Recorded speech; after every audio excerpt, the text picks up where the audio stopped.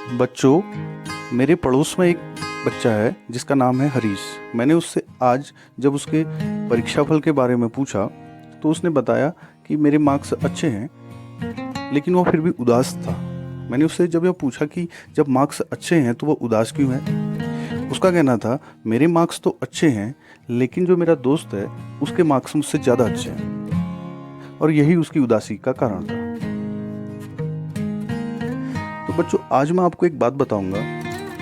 यह बात 2500 साल पहले की है, लेकिन आज भी इतनी ज़्यादा नई है कि आज का आधुनिक मनोविज्ञान भी इस बात को मानता है।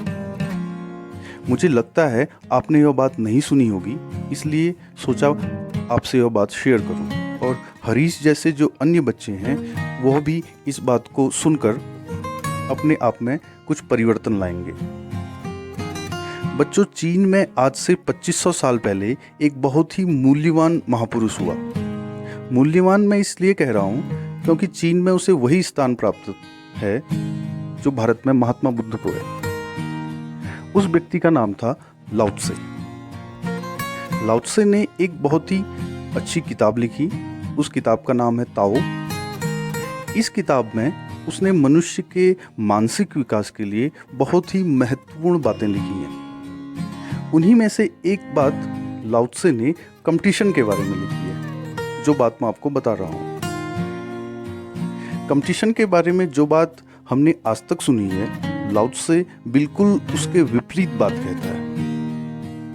जैसे हमने अपने अध्यापक या माता पिता से या किताबों से यह सुना है कि हमें आगे बढ़ना है, तो जो लोग हमसे आगे हैं उनके साथ हमें कंपटीशन करना चाहिए।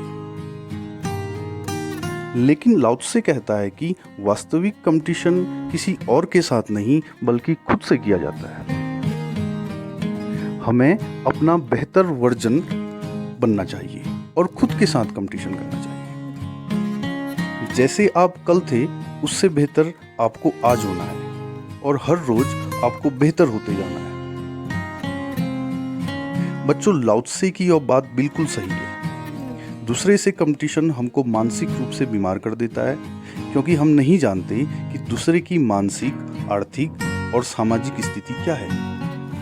जब तक हम आगे बढ़ते रहते हैं तब तक तो सब सही रहता है, लेकिन एक ऐसी स्थिति आती है कि जहां पर हम दूसरे से आगे नहीं बढ़ पाते, और वहीं से हम कुंठित मानसिकता का शिकार हो जाते हैं।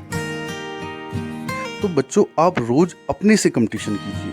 सोचिए कि मैं रोज बेहतर बनूंगा, न कि अपने पड़ोस के या कक्षा के किसी बच्चे से।